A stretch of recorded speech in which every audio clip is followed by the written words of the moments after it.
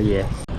G'day guys, welcome back to another episode. Today I'm out on the Port Hacking River to see what I can try and catch on some plastics. I'm gonna sort of explore my way around the Port Hacking River, flicking plastics around to see what we can catch. Hopefully targeting some flathead, maybe a kingfish if they're around as well. So here we go, take along for a ride.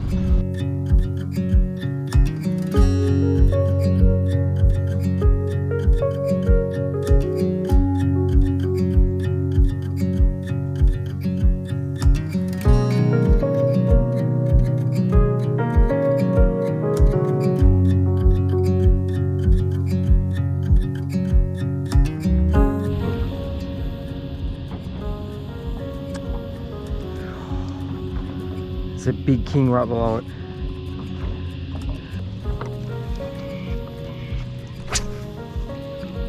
Yeah, finally.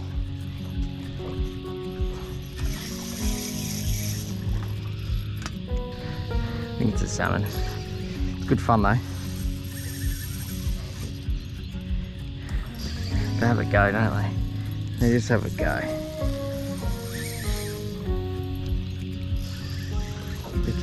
Oh my god, there is a massive kingfish following him. Come here. There we go. Fish on.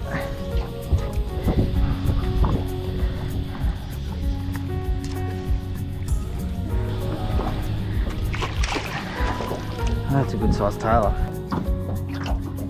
45, 46 centimetres of Port Hacking tailor. Come here, buddy. Off you go. There, mate. That's good fun. That's real good fun. I've had a few kings follow my little lure, and if I see a big king, then I'll try and get him on that other lure, hey? Quickly explain to you what I was doing. I've had a late launch today. It was about 7:30, 8 o'clock when I launched. We've got a run out tide.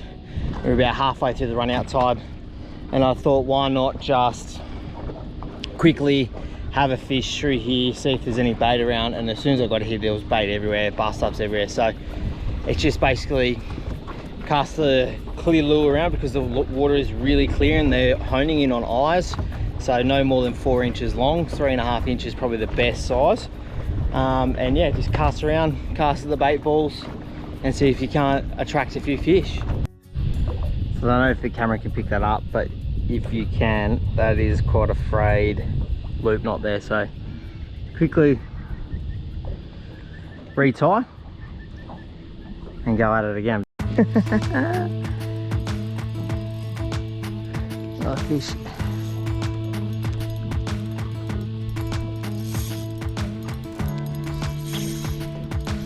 Here he comes.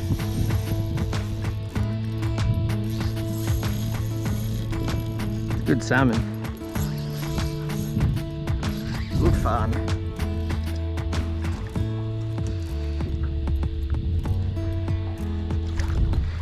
There we go.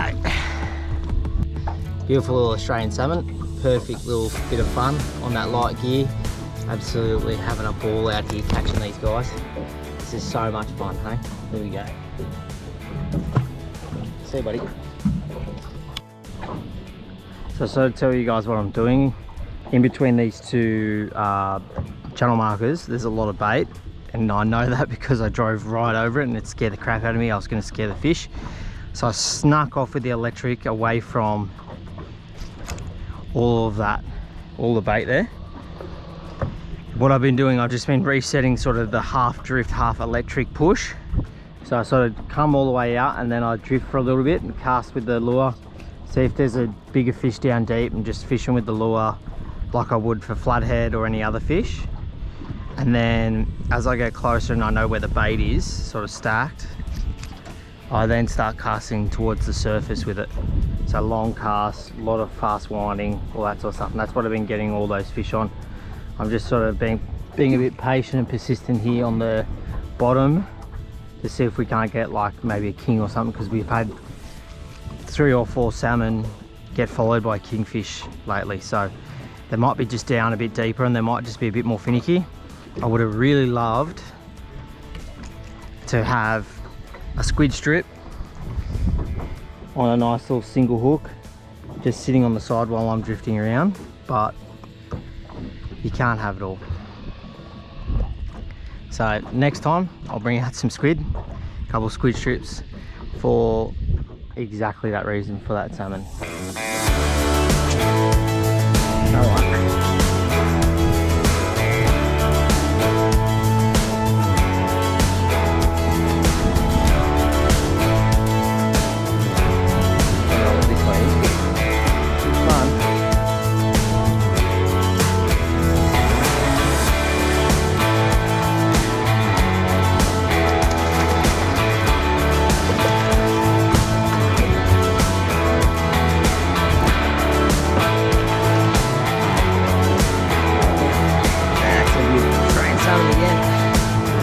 Another beautiful Australian salmon. This guy swallowed a hook, so I'm going to see if he can swim away. If not, I'm going to obviously keep him.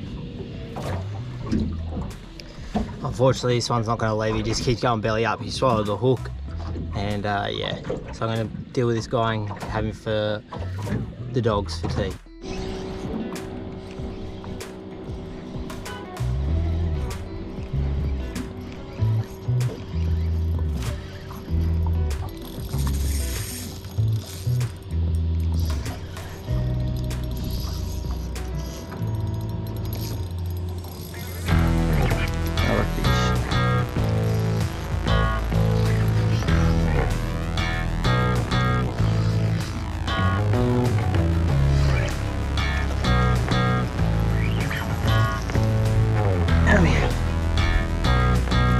That's a good one.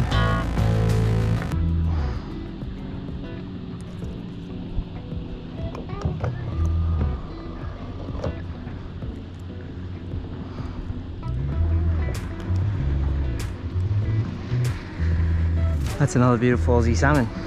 See you, bud. Fish.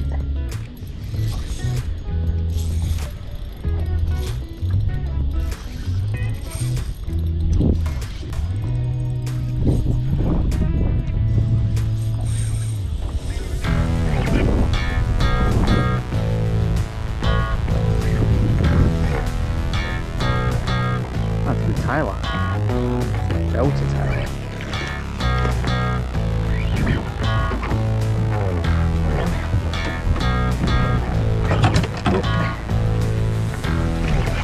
See if he's bigger than that other guy. There we go. Fish. The chunk of the Taylor. See you, buddy.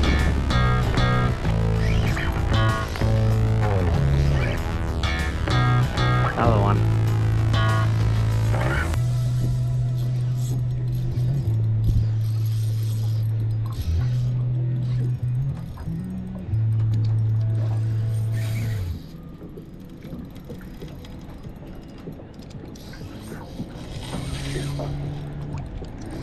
Jeez, they get the drag screaming. You can't complain catching these guys. They're good fun, man. I love Australian salmon. Apparently they were good tucker. Jeez, that's fun to catch.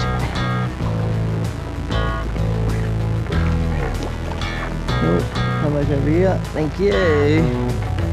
It's another Aussie salmon. Come here.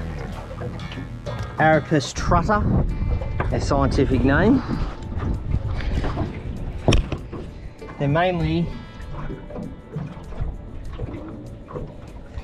meat is mainly used for like cat food and stuff, so you only get about 50 bucks a kilo, not 50 bucks, 50 cents a kilo for these guys.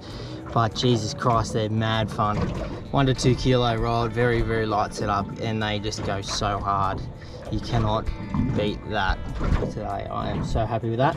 Obviously there's plenty of kings around. I'd love to catch them, but they don't seem to want to eat my lures, or the salmon are beating them to it. Simple as that. So put this guy back, eh?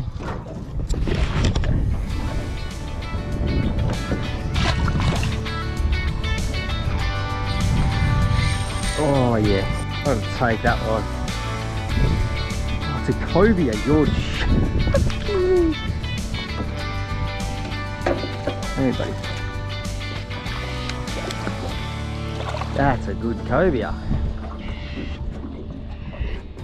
I just paused the lure just for half a second and bang, he smacked it. Another cobia. That's my first ever cobia I've ever caught. He's a beautiful fish. So cool. So similar to a kingfish in the way they feel.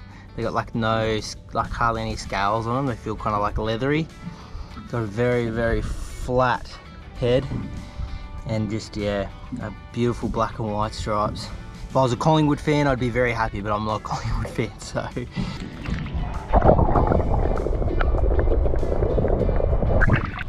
Well, that was a bit of a surprise. I thought it was a really good king with the way that first took off, and then he sort of didn't fight after that. They got similar fighting tendencies to a kingfish apparently, but obviously maybe when they're a bit bigger. Because that guy fought for a little bit and then just sort of come back into the boat really easily. So just quickly looking, there might have been a bust up over behind me, but yeah, what a surprise that is. Sydney kingfish, or Sydney kingfish, Sydney cobia ×2. Taryn's caught one, now I've caught one. Yeah, so bucket list tick for me right there.